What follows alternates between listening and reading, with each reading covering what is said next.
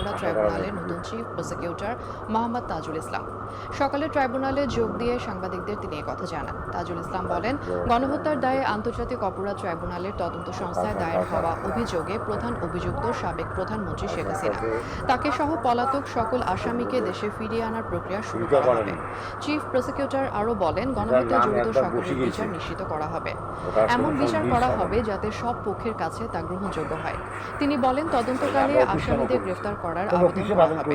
২৯ জন senior সাংবাদিককে আসামি করার বিষয়ে তাজুল ইসলাম বলেন, যাচাই বাছাই করে তাদের বিষয়ে আইনি পদক্ষেপ নেওয়া হবে।